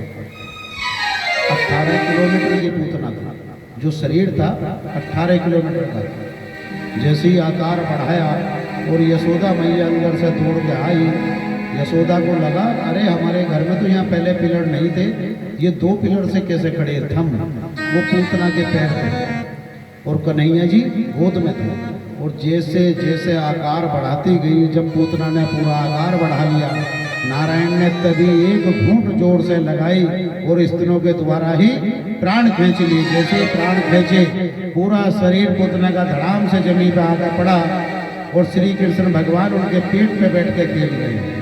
पूरा ब्रज देख रहा है कि छोटा बच्चा, पेट भी कितना ऊंचा होगा, अच्छा कल्पना कर सकते हो कभी? कितनी 18 किलोमीटर की पूतना जब गिरी तो काफी मकान जमींदोज कर दिए, और जो वृक्ष वगैरह है सभी तोड़ दिए। यशोदा मैया की एकदम किलकारी निकली और बेहोशी छा गई। जो गोकुलवासी थे वो दौड़ के नंद बाबा के पास गए और कहा कि नंद बाबा तुम्हारे यहाँ कोई असीम ऐसी लेडीज आई है कि जिसने अपना इतना आकार बढ़ा दिया, आप दौड़ के चलो। जैसे ही नंद बाबा आए, आने से पहले कन्हैया जी ने एक पलक झपकाई और तुरंत नीचे अपनी मैया के पास में बैठ के खेल रहे और मुख को छेड़ रहे हैं। जैसे ही मुख पर हाथ लगाया, मैया की आंख खुली और देखा मेरा लल्ला तो यही है। तभी मैया ने गोद में उठा लिया और अपने को दुलारना शुरू कर दिया कि मेरा लल्ला सुरक्षित है। बोलो मोर मुकुट बंसी वाले की जय। जब मैया को लगा कि यहाँ तो अब राक्षसों का आवागमन शुरू हो गया है, पूतना कंस की बहन थी कि राक्षसों का आना जाना शुरू हो गया है, शायद कंस को पता चल गया। फिर मन में विचार आया कि अभी हमने इनका नामकरण संस्कार नहीं कराया है, अभी तो अपनी ओर से ही बोल देते हैं, कभी कुछ और कभी कुछ, कहीं उसका प्रभाव तो नहीं है।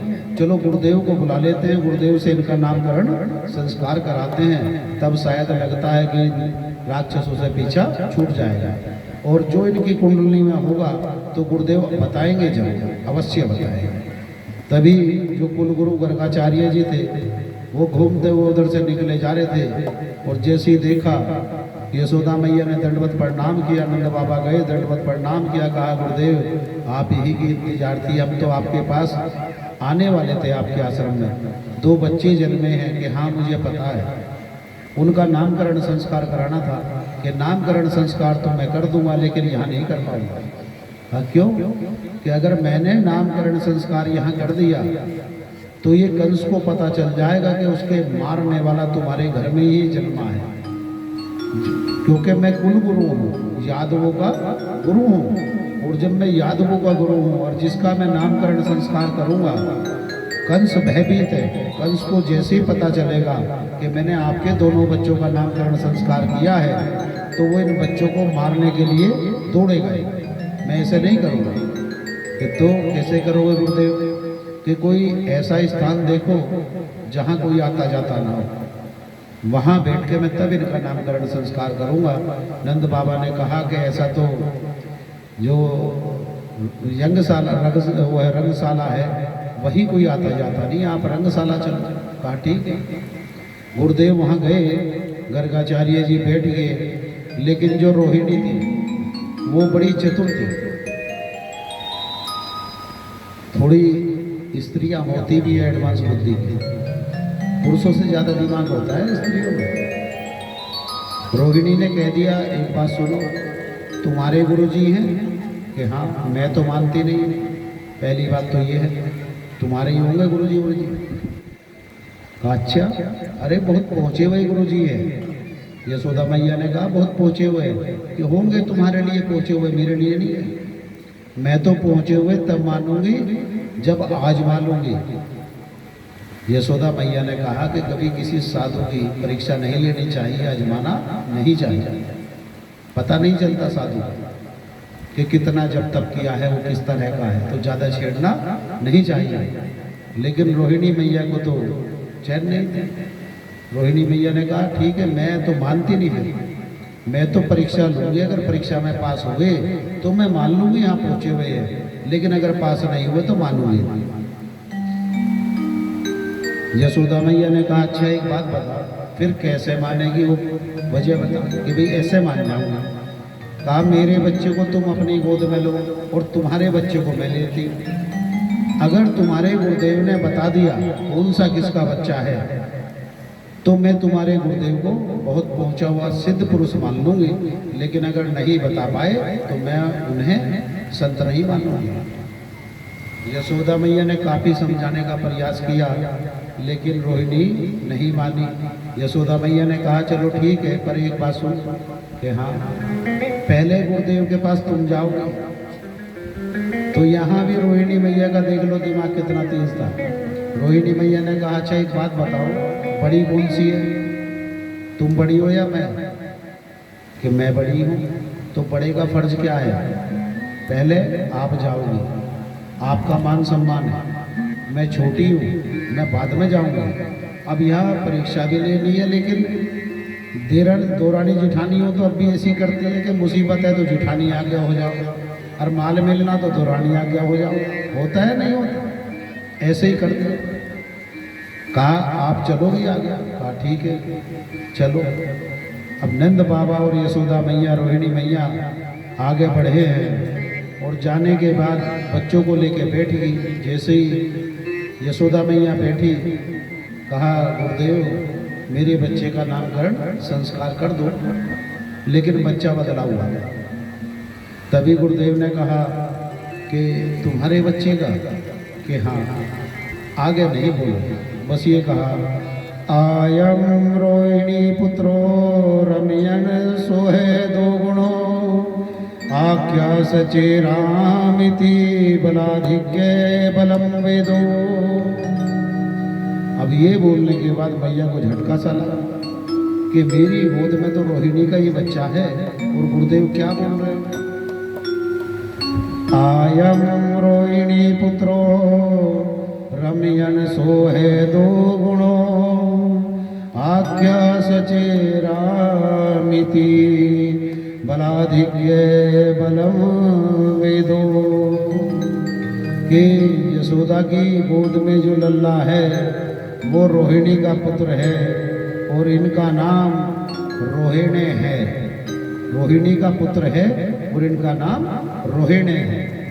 जैसे ही कहा तो रोहिणी मैया को झटका लगा कि सच में ही पहुंचे वैसा, जिन्होंने बच्चे को गोद में देख के बता दिया कि ये मेरा पुत्र है और फिर ये भी बोल दिया कि ये गर्भ से खींचे जाने के कारण योग माया ने जब गर्भ बदला था तो इनका नाम संकर्षण भी है क्योंकि गर्भ से खींचे गए थे। लेकिन ये त्रेता युग में लक्ष्मण थे और उसमें इन्होंने इच्छा भी जाहिर की थी कि मैं अगर आपसे बड़ा होता। एक बार राम जी आराम कर रहे थे, जब वनवास हुआ तो आराम कर रहे थे, कुटिया में लक्ष्मण और सीता मैया थे। तो लक्ष्मण जी ने अपना पैर ऐसे कर रखा था और राम जी का सर अपने घुटनों पर रख रखे और चमर डुबा रहे थे कि मेरे भैया की नींद पूरी हो जाए, थकान ना हो। जैसी सेवा कर रहे तो बार बार जब राम जी की आँख खुलती, राम जी बोलते लक्ष्मण तुम अभी सोए नहीं, अब रहने दो, पंखा मत डोलाओ, चमर मत डोलाओ, आप आराम कर लो। तो लक्ष्मण जी को गुस्सा कि ये बड़े हैं और बार बार ऐसा बोलते। फिर आँख खुली राम जी की। राम जी ने कहा अच्छा एक बात सुनो, तुम तो मानोगे नहीं लेकिन मैं तुम्हारा बड़ा भाई हूँ ना, तो मैं आदेश दे रहा हूँ कि अब ये पंखा डुलाना बंद करो और जाओ आराम करो। जब उठे वहाँ से लक्ष्मण जी तभी उनके मन में विचार आया कि अगर मैं आज तुम्हारा बड़ा भाई होता तो तुम मुझे ऐसे डांट के ये नहीं कहते कि जाओ मैं आदेश दे रहा हूँ। मैं अपनी मन मर्जी सेवा करता, मन मर्जी सेवा करता। भगवान राम ने कहा मन ही मन में के तथास्तु, आने वाले जब अवतार होगा तो ऐसा ही होगा। तुम मेरे बड़े भाई हो और मैं छोटा होगा। यहाँ कन्हैया छोटे बन के आए, जो राम थे वो यहाँ छोटे बन के आए, श्री कृष्ण भगवान बने। और जो वहाँ लक्ष्मण थे वो बलराम जी, वो शेष के अवतार हैं। थोड़े क्रोधित थे लेकिन यहाँ क्रोध नहीं था। जब बड़े बने तो बड़े बनने का अर्थ क्या है, जो तुम्हारे घर में बड़े होंगे वो सदा पिसते हैं, ये ध्यान रखना। 100 में से 2 बड़ों को तो नहीं कहते हम जो सब कुछ लूट लेंगे, लेकिन वो बड़े जीवन भर पिसते हैं। कारण कि वो बड़े होने के कारण अपना जिम्मेदारी समझते हैं, घर परिवार के लिए जान निछावर करने को तैयार हैं। लेकिन उनके छोटे भाई और उनकी दुरानियाँ, जो स्त्रियों की तो दुरानियाँ छोटी हुई ना, और बड़े के छोटे भाई सदैव दोनों को दोष देते हैं, चाहे आप उनके लिए प्राण देते हैं। बस यही बोलते हैं कि इसने मुझे लूट लिया, इसने मुझे ठग लिया, इसके हाथ में था ना, इसके हाथ में था। अब तेरे हाथ में आया, तूने कौन सा इसे काम को बढ़ा दिया? चल आज से पहले बड़े के हाथ में होगा। तो बड़ा सदा झुकता है, झुकना पड़ता है। समाज के लोग भी किसे बोलते हैं, 1-2 भाई हो, छोटा चाहे जितना नालायक हो, और कहीं उसकी पंचायत आप समाज में लेके बैठ जाओ, बड़े ने भले ही उसके ऊपर जान दी हो, तो पंचायत में भी जो पंच बैठे 4 लोग यही बोलेंगे कि नहीं तुम बड़े हो ना, अरे कोई नहीं, तुम्हें चोट खानी चाहिए। ये नहीं उसे छोटे को बोल लेंगे तू बार बार क्यों चोट मार रहा है, अगर छोटा तू हो गया तो क्या तुझे ये परमिशन है कि सारे गलत कार्य तू करके बड़े को दोष देगा? कि किसने अधिकार दे दिया? अरे तेरा खाया इसके पेट में नहीं जाता, इसका खाया तेरे पेट में नहीं आता है, फिर एक दूसरे के लिए क्यों ये दबाव बना रखा है? समाज भी आज समाज नहीं रह रहा बेटा, दूषित हुआ पड़ा। बोलो वृंदावन बिहारी लाल की जय। तो कह दिया आयम रोहिणी पुत्रो रमयण सोहे दो गुणे आख्या सचे रामिति बलाधिक्य बलम वेदो। ये यशोदा की गोद में जो लल्ला है वह रोहिणी का पुत्र है और इनका नाम संकर्षण भी है, रोहिणी भी है। लेकिन ये त्रेता में जो लक्ष्मण थे और इन्होंने बड़े होने की इच्छा जाहिर की थी, आज मैं इनका नाम राम रखता हूँ और बल में अधिक होने के कारण इनका संपूर्ण नाम बलराम रखता हूँ। क्या रखता हूँ? बलराम। बोलो बलराम भैया की जय।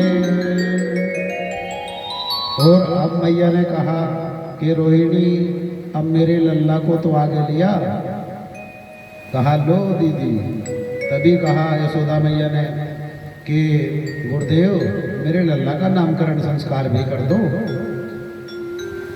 कहा ठीक है अभी देखता हूँ। जैसे ही कन्हैया की ओर दृष्टि गई तो गुरुदेव मन मुग्ध हो गए और अंतर्मुखी हो गए, कुछ बोल नहीं पाए। यशोदा मैया ने फिर कहा कि गुरुदेव अब तो काफी समय बीत गया है लेकिन आपने मेरे लल्ला का नामकरण संस्कार नहीं किया। ऐसी कोई बात तो नहीं है, कोई दिक्कत परेशानी तो नहीं है? कि नहीं है सोना। कि फिर क्या बात है? कि क्या बताऊं? कन्हैया जी ने आंख निकाल दी जब कहा क्या बताऊं। कन्हैया जी समझ गए कि मेरे बारे में सब कुछ बताएगा और बता दिया तो फिर मुझे माँ का प्रेम नहीं मिलेगा। मेरी माँ मुझे भगवान मान के रखेगी और ये मुझे मंजूर नहीं है। अगर मैं अपनी माँ को बचपन का प्रेम नहीं दे सकता या माँ का प्रेम मुझे नहीं मिला तो ये अच्छा नहीं होगा। गुरुदेव की ओर को आंख निकाल दी। फिर यशोदा मैया ने कहा गुरुदेव क्या देरी है, तुम्हें क्या लगा, क्या दिखा? कि क्या बताऊं? लाली देखो लाल की जित देखो तित लाल। लाली देखन में गई मैं भी हो गई लाल। कि क्या बताऊं तेरे लाल के बारे में। कन्हैया जी को लगा गुरुदेव तुम मानोगे नहीं, मुझे लग रहा है कि आप गड़बड़ अवश्य करोगे। फिर गुरुदेव की ओर को आंख निकाल दी और कहा कि ऐसा मत करो। यहाँ तक जो बोल दिया लाली देखो लाल की, बस इतना ही ठीक है। इससे आगे कुछ मत बताओ। मेरा नामकरण संस्कार कर दो और मेरी माता को जाने दो। यशोदा मैया ने फिर कहा कि गुरुदेव आप तो पहेलियां बुझा रहे हैं, इधर उधर की बात कर रहे हैं, मेरे बच्चे का नामकरण संस्कार नहीं कर रहे, ऐसी क्या वजह है? क्या वजह? कुछ नहीं है, बस तेरा जो लाल है। जैसे ही ये बोला बस तेरा जो लाल है, कन्हैया जी ने कहा आगे नहीं, बस मेरी माँ को मेरा नाम बताओ, इधर उधर की एडवाइस ना करो। ये ना बताओ मैं कौन हूँ कौन नहीं, साधु को सब पता होगा। और आगे कहा इनके नाम अनेक अनूपा, मैं इंद्री के सब मति अनुरूपा।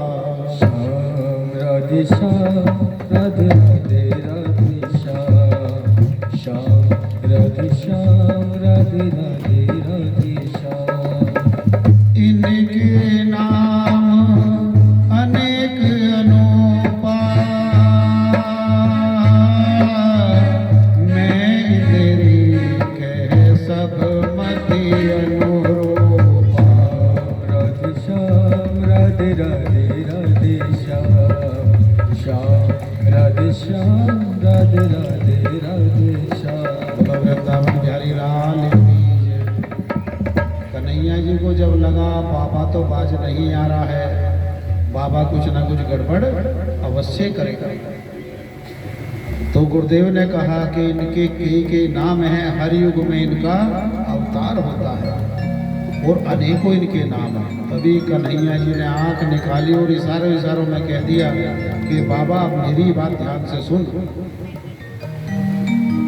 अगर इससे आगे मेरी माता को तुमने कुछ भी बताया मेरे बारे में, ये जन्म वनम तक तो चल जाएगा, लेकिन जो तुम बोल रहे हो अभी मेरी मैया ने नहीं सुना है और मैं अब सुनने दूंगा भी नहीं, पर मेरे बारे में अगर ज़्यादा परिचय दिया तो तुम्हारी अब जिब्या नहीं उठने दूंगा, ये ध्यान रखना। अब आंख से गर्गाचार्य की आंसू बह रहे हैं कि जहाँ नारायण सन्मुख हो उसके बाद उनका किस नाम का उच्चारण करे और क्या क्या उनके बारे में कहे, कल्पना कर रहे हैं अंदर ही अंदर, मन ही मन मुस्कुरा रहे हैं कि स्वयं आज नारायण छोटे रूप में बाल रूप में यहाँ आए हैं, पर मैं इनका किस तरह नाम का बताऊं यशोदा। और निहार रहे हैं, देख रहे हैं। यशोदा मैया ने फिर कहा एक बात बताओ, मेरे बच्चे का भाग्य तो ठीक है ना? कि हाँ यशोदा। फिर ठीक है तो देर क्यों लगा रहे हो, नाम क्यों नहीं बता रहे? कि वो भी बताओ। कहा मुझसे अब रुका नहीं जा रहा है, तुमने बलराम का नाम, रोहिणी के पुत्र का नाम तो 2 मिनट में बलराम रख दिया, और मेरे पुत्र का आप नाम नहीं बता रहे, पहेलियों पे पहेलियां बुझाए जा रहे हो, ऐसा क्या कारण है? सब कुछ ठीक तो है गुरुदेव? कि हाँ सब ठीक है, तो फिर नाम बताओ ना, देर ना करो। तो आगे कहा जो तुलसीदास जी ने कहा, इतने कृष्णताम्य तद है बहुनि संति नैमानि रूपानि चसु तस्य ते गुणो कर्माणि रूपाणि तम यामहं।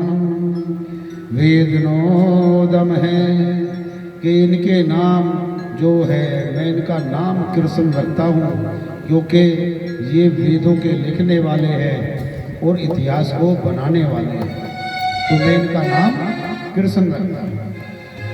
अब कन्हैया जी ने तो कह दिया था गुरुदेव तुम कुछ भी बताए जाओ, लेकिन मैं अपनी माता को सुनने ही नहीं दूंगा, तुम तो रुकोगे नहीं, और जिब्या को मैं तुम्हारी चिपका नहीं सकता, पर इन्हें मैं सुनने नहीं दूंगा।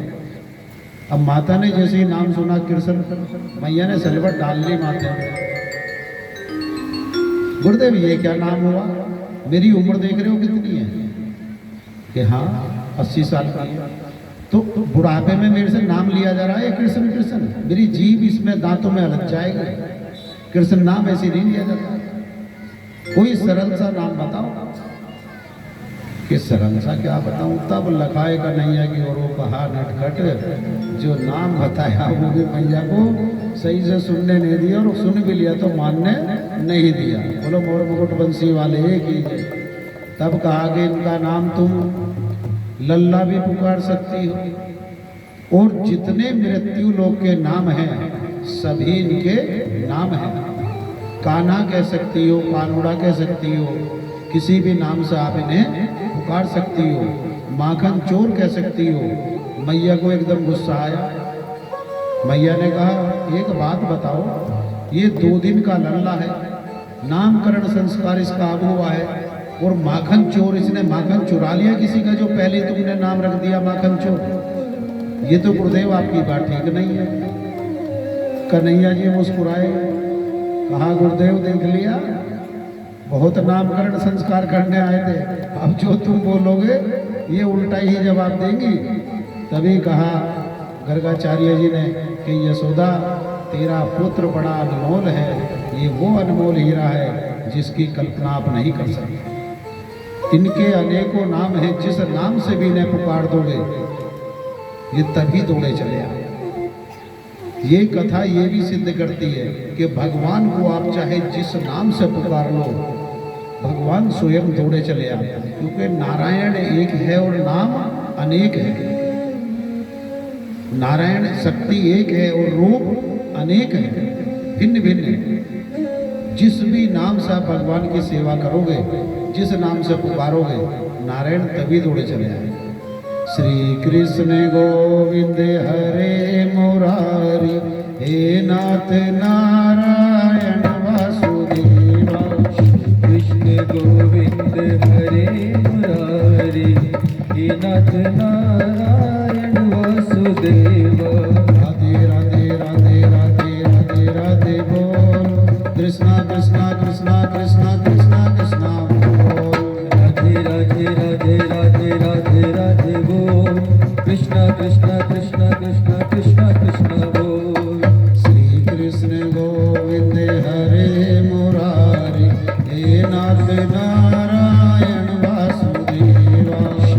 कृष्ण गोविंद हरे मुरारे हे नाथ नारायण वासुदेव।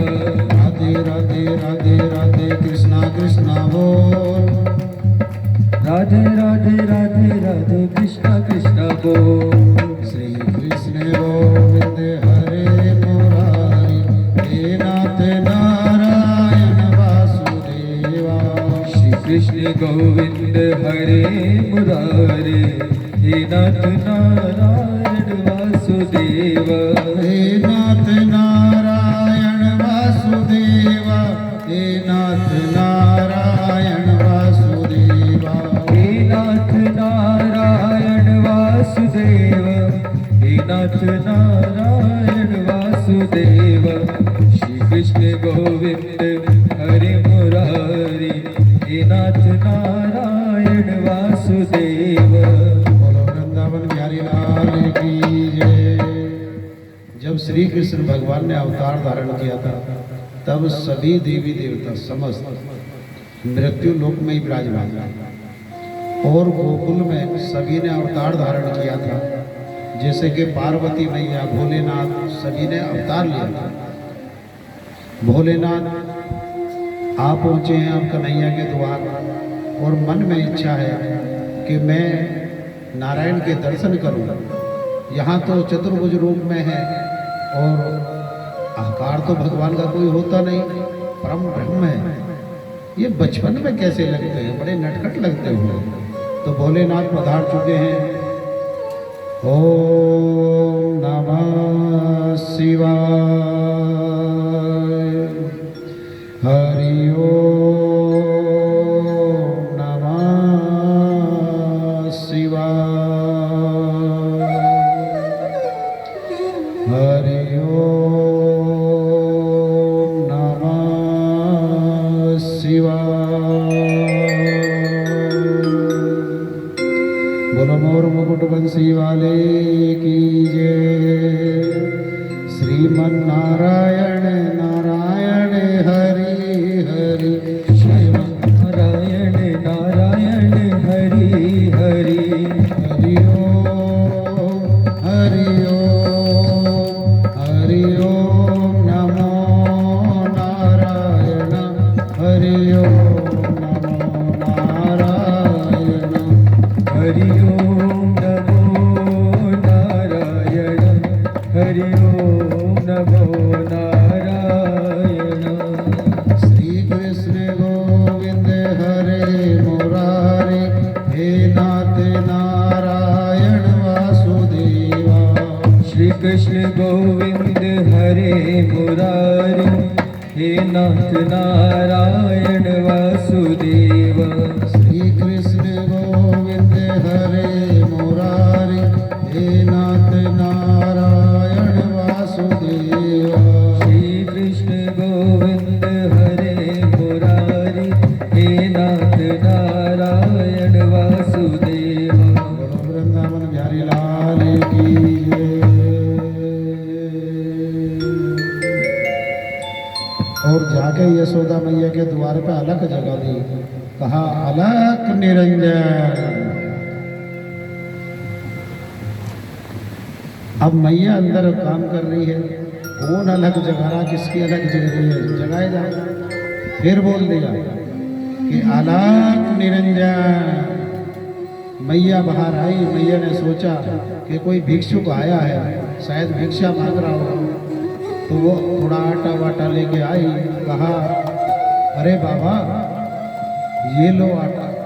अब आटा दे रही है और भोलेनाथ की ओर लखा रही है कि 18-20 साल का ये योगी शमशान की भभूति रमाए है, सारे में भभूत लपेट रखी है, गले में सरप पड़े हैं और बड़ा डरावना भेष है, मुंडों की माला पड़ी है। कहा लो बाबा। कहा मुझे भिक्षा नहीं चाहिए। तो फिर ये तुम्हारे लल्ला के दर्शन करने हैं। यशोदा मैया ने कहा एक बात सुन, इतना भयानक भेष बना रखा है तुमने, जिसे देख के मुझे डर लग रहा है। वो 2 दिन का बच्चा है, क्या बोलने मिलेगा? मैं अपने बच्चे के दर्शन नहीं कराऊंगी। कहा तो मैं आपसे भीख भी नहीं लूँगा कि मतलब अंदर आई और आके विचार किया कि कोई अगर भिक्षुक द्वार पर आए तो उसे खाली वापस नहीं लौटाना चाहिए। तभी गई, कहा बाबा ये आप भिक्षा तो ले लो कि मुझे ये भिक्षा नहीं चाहिए। तो कौन सी भिक्षा दूं कि तुम्हारे बच्चे के दर्शन चाहिए कि मैं अपने लल्ला को नहीं दिखाऊंगा। तुम्हारा बड़ा भयानक भेष है, गले में नाग है, मुंडों की माला है और बार बार ये क्या रट लगा रखी है कि दर्शन करा। क्यों कराऊं? छोटा सा बच्चा है, वो देख के डर जाएगा। अब भोलेनाथ बड़े उदास खड़े और समझाने का प्रयास किया कि माता एक बार दर्शन करा, एक बार। यशोदा मैया ने कहा देखो सुनो, अगर तुम्हारी समझ में नहीं आई हो तो मैं अच्छी तरह समझा देती हूँ। ये तू मुझे बार बार ये ना बता कि दर्शन करा। अरे सोना चांदी हीरा जवाहरात कपड़े लत्ते जो भी वस्त्र वगैरह चाहिए वो ले और यहाँ से आगे बढ़, लेकिन मैं बच्चे को नहीं लाऊंगा, मेरा बच्चा देख के डर जाएगा। भोलेनाथ ने कहा अरे जिससे काल भी डरता हो वो मुझसे क्या डरेगा। माता ने कहा तेरा दिमाग खराब हो गया, ऐसा लग रहा कोई स्क्रू ढीला है तेरा। इस 2 दिन के बच्चे से काल डरेगा जिससे अभी चला नहीं जाता। कि माता तुम समझ नहीं रही हो कि मुझे समझा भी मत, क्योंकि तू बात ही बहकी कर रहा है, तेरी समझ में खुद नहीं आ रहा। कहा माता तुम जानती नहीं हो कि मुझे जानना भी नहीं है। एक बात बता, मैं धूप में ही तो मैंने बाल सफेद नहीं कर लिए, ये सब कुछ देख के आई हूँ। ये 2 दिन का बच्चा, इससे काल भी डरता है, मुझे ना पढ़ा और तू जा। अब कहने के बाद द्वार बंद करने का जब नंबर आया तो भोलेनाथ ने फिर बोल दिया आलोक निरंजन। मैया ने कहा ए भैया हाथ जुड़वा और तू यहाँ से जा। एक बार फिर बोल रही हूँ कि हीरा ले, सोना ले, चांदी ले या वस्त्र ले और ज़्यादा कर आटा वगैरह जो तू कहता हो। नंद बाबा ने बहुत उत्साह मनाया है, 9 लाख गैया दान की हैं, तो तुझे भी दान में कभी नहीं छोड़ने के हैं। पर बार बार तू दर्शन की जिद ना कर कि मैया मुझे तो तेरे लल्ला के दर्शन ही करने। तभी पार्वती मैया आई और बड़ी बुजुर्ग बनी हुई थी और जैसे ही पहुंची यशोदा के पास, यशोदा से कहा यशोदा कौन है द्वार पर, क्योंकि पार्वती मैया तो जानती थी कि बाहर कौन है। कहा ना जाने कहाँ से आया है भिक्षुक और बार बार अलक निरंजन एक ही रट लगा रखी है कि बच्चे के दर्शन करा दे। गले में सांप डाल रखा है, मुंडों की माला, भभूति रमाए, भस्मी रमाए है, अपना भेष तो ऐसे बना रहा है, जटा झूठ इतनी बड़ी है। अरे मेरा बच्चा देख के डर जाएगा। पार्वती मैया ने कहा कि यशोदा एक बात बताओ, इस बाबा को मैं जानती हूँ। कि तुम कैसे जानती हो? तुम तो काफी दिन से ही रह रही हो और तुम्हारी कैसे जान पहचान में कि यहाँ नहीं जानती मैं यहाँ से, तो कहाँ से जानती हो? कि मैं काशी से जानती हूँ इन्हें, मैं भी काशी में थी और जब पहले मैं काशी में थी तो मैंने इन्हें वहाँ खूब देखा है। ये गंगा स्नान करके तट पर आया करते थे और मैंने एक दिन इनके चरण स्पर्श किए तो मुझे इतना आनंद आया कि मेरा मन एकदम निर्मल और शीतल वही हो गया। ये बहुत पहुँचे वही होंगे, कहा होंगे, पर मैं नहीं मानती। अब ऐसा करो, आप भी एडवाइस ज़्यादा ना करो और इन्हें यहाँ से आगे बढ़ाओ। जैसे ही द्वार पर आई पार्वती मैया ने सोच लिया कि यशोदा मानेगी नहीं। भोलेनाथ की ओर की जो लखाई तो भोलेनाथ की आंखों में आंसुओं की धारा थी पार्वती को देख के, और मन ही मन कह रहे थे कि हे पार्वती तू बड़ भागनी है कि जो नारायण को खिला भी रही है, अपनी गोद में भी ले रही है, और मैं ऐसा अभागा हूँ कि मेरी गोद तक में नारायण नहीं, मैं अभागा। पार्वती मैया को लगा, पार्वती मैया ने कहा कि आप चिंता ना करो भोलेनाथ, मैं फिर प्रयास करता हूँ। पार्वती मैया लौट के गई, कहा देखो सुनो यशोदा, मैं बात करके आई हूँ, वो बहुत पहुंचे हुए साधु हैं। और एक बात और बता दूं, तेरे लल्ला को अगर नजर भी लगेगी या कोई दिक्कत परेशानी कभी बनेगी, ये इतने पहुंचे हुए हैं कि एक बार जहाँ इन्होंने इसके सर पे हाथ रखा तो एकदम वो नजर दूर भाग जाएगी। बहुत चमत्कारी बाबा है। पर मेरी एक हाथ जोड़ के विनती है कि एक बार दर्शन करा दे, इनकी गोद में भी लल्ला। यशोदा मैया को वही जिद थी कि बच्चा डर जाएगा, बच्चा डर जाएगा। कहा एक बात सुन। तभी नंद बाबा आ गए। नंद बाबा को पार्वती मैया ने समझाया और कहा अच्छा मेरे कहने से एक बार गोद में दे, उसके बाद मुझ पे तो विश्वास है कि हाँ आप पे तो है, आप तो यहीं की रहने वाली हो, यहीं पे रहती हो, काफ़ी समय हो गया है कि मुझे तो अच्छी तरह जानती है ना, मैं कभी झूठ तो नहीं बोलती कि नहीं। तो मेरा कहा मान ले, एक बार बाबा के गोद में लल्ला दे दे, लल्ला दे। पार्वती मैया ने कहा कि जिम्मेदारी, तभी यशोदा मैया ने कहा कि जिम्मेदारी आपकी होगी, मेरी नहीं। अगर मेरे बच्चे को कुछ हुआ तो मैं कभी क्षमा नहीं करूँगी कि हाँ पार्वती को यशोदा तो चिंता न, कुछ नहीं। जैसे ही भोलेनाथ अंदर चले, प्रवेश किया, प्रवेश करने के बाद जहाँ जहाँ पग रखते वही